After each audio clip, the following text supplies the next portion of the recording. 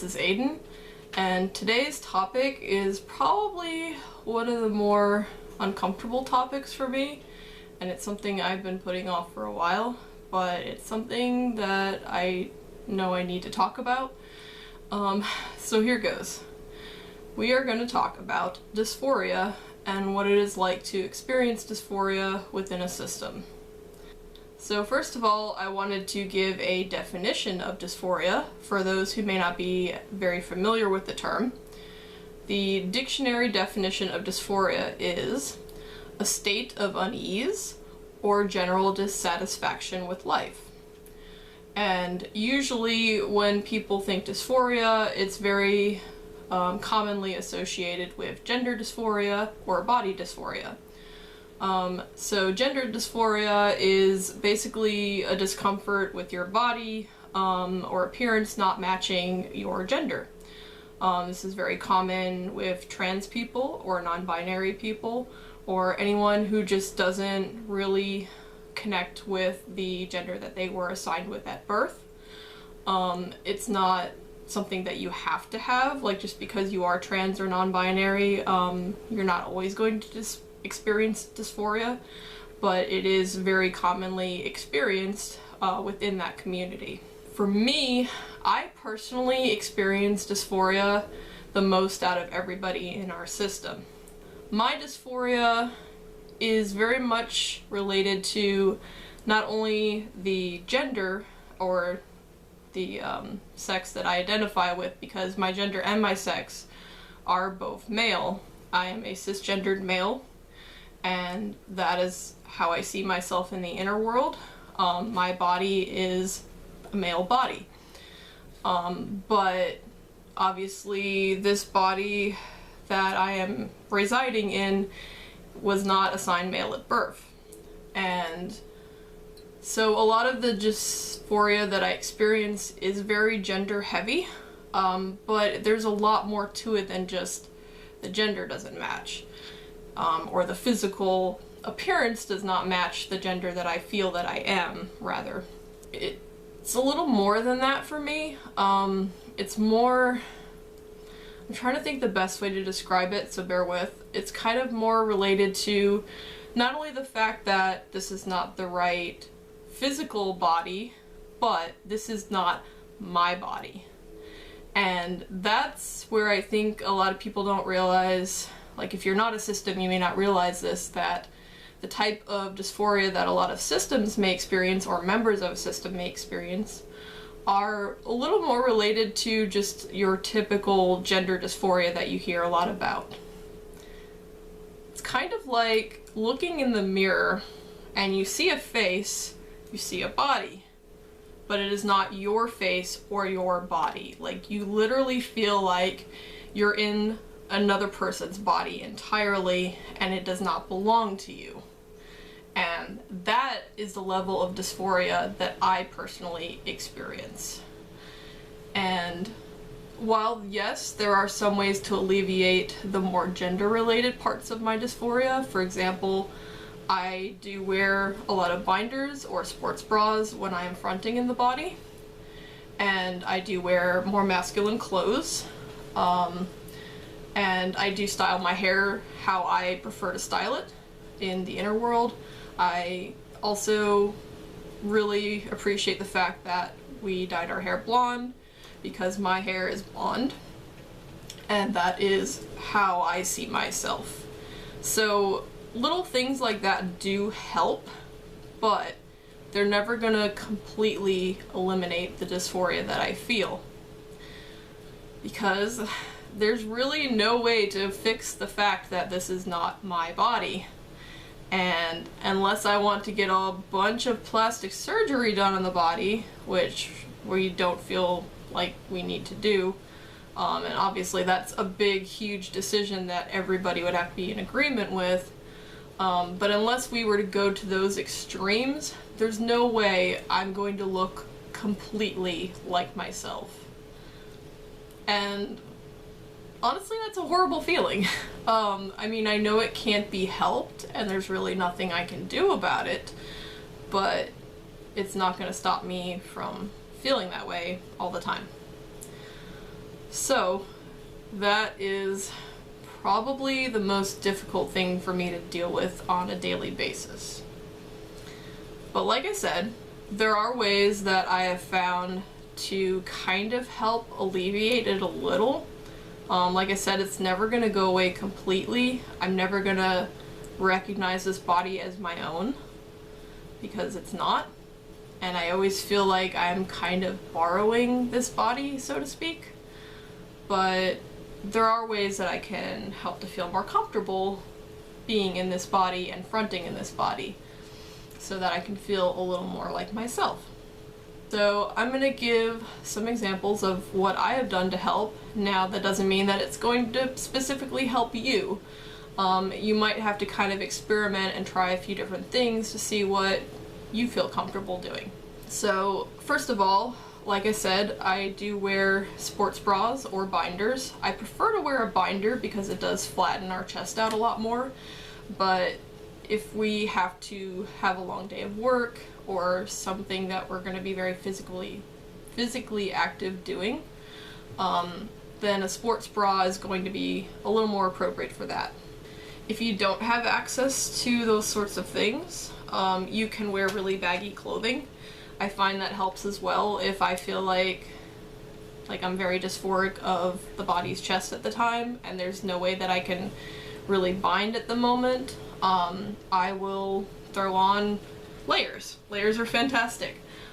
For example, like I could take the shirt off and it'd be fine because I'm, bound. But if I put this shirt on, even if I was just wearing like a sports bra or something, just having that extra layer kind of covers up a little bit more any type of curves that you want to hide. So that can help as well. Clothing helps, like clothing choices. If you can find clothes that fit more your own style or the gender that you are, that will also help as well. Thankfully, like our host Ray is really fantastic at letting us pick out our own clothes. They really don't set any sort of limits as to like us going shopping for clothes. Obviously, we still have to stay within our budget and we can't go crazy when it comes to shopping.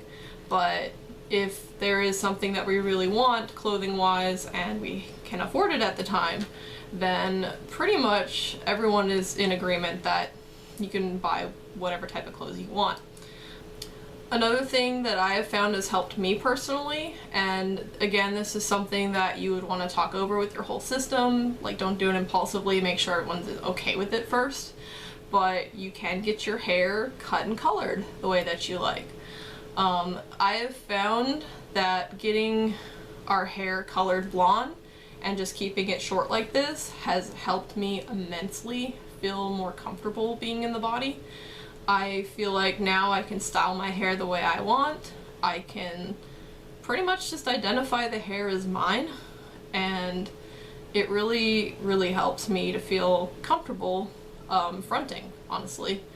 And just be comfortable being a host too, because even though I still don't feel like this is 100% me, like my body, physically, I still feel like I can at least look in the mirror now and see some parts of myself. So it may not 100% be like my face or my eyes, but I can still at least look at the hair and go, yeah, that's my hair. And also, you kind of want to be fair in the fact that, you can't always pick the hairstyle and the hair color all the time. You want to make sure that everybody gets a chance to. So it's kind of like time sharing for your hair. Like another thing that helps me to not feel dysphoric is if I am fronting, I also don't wear any type of makeup on the face. And that's just something that makes me feel more comfortable. I have nothing against like Ray or Bryce or Sydney or anyone else who wants to wear makeup. Like if that's what makes them happy and makes them comfortable, they are more than welcome to. But if I wake up in the body or I'm very close to the front or I am actively fronting, like makeup will make me super uncomfortable.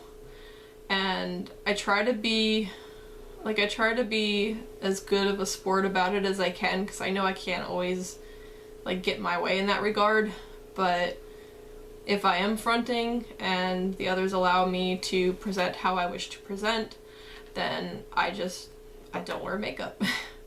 Yeah, I don't know, like, I can't really tell you that the dysphoria will ever go away, because it really doesn't, and I wish there was some magical solution I could tell you that would make it perfectly okay.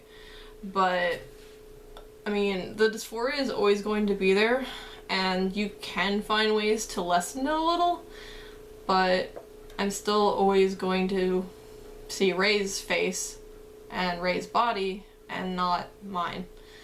And that's unfortunately just a big side effect of being an alter in a system, especially an alter who does not identify with the body.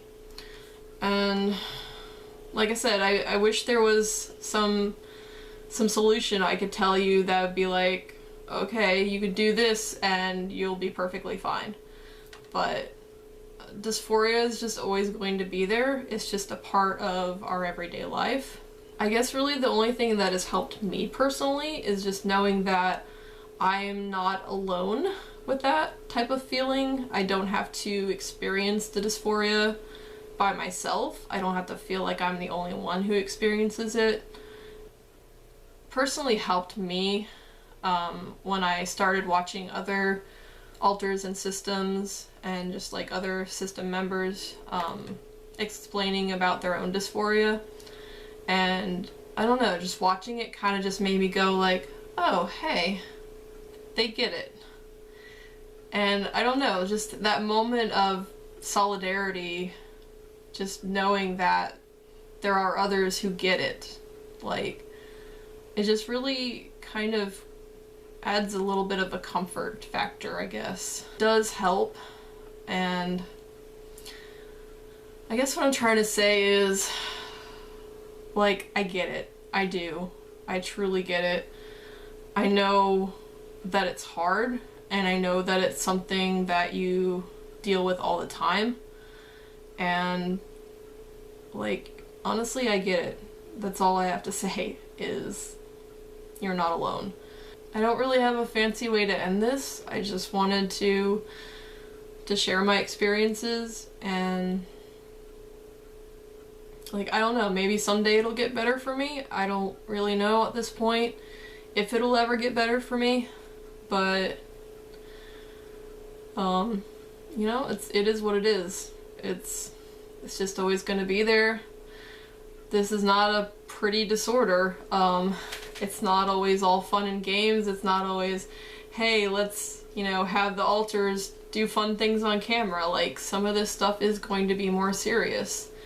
And, like, while we want to erase stigmas and we want to try to bring a positive light to this disorder, we also want people to realize that it's a very difficult disorder still. It's very difficult to have. There are a lot of really, like, not so great things on this disorder, and unfortunately dysphoria is one of them. So I guess what I want to say is, if you know somebody who has DID or OSDD, like, if they are complaining of dysphoria, like, even not even really, I know you may not be able to fully understand it at that level, but I hope hearing this sort of thing at least kind of helps you to understand more what it is they are going through, and that you can offer them the comfort and the support that they need. Like, we don't expect you to fully get it unless you yourself have the same disorder or very similar disorder. And that's okay. But, like, just be understanding, listen to them. Allow them to express how they feel. So, I just wanted to thank you for watching. Thank you for letting me be vulnerable and talk about this type of thing, because like I said, it is a very vulnerable topic for me, and it's just something I needed to talk about. So if you do have any questions relating to this topic or any other questions for me, feel free to post them down in the comments. I just want to end this video saying that Like, you all are incredibly awesome people. Even if I've never met you, I know that you are amazing. And you are amazing because you are surviving, you are living, you are doing the best that you can. And you know what? That's all you can do. So keep being awesome and keep being amazing. And I will see you all in the next video.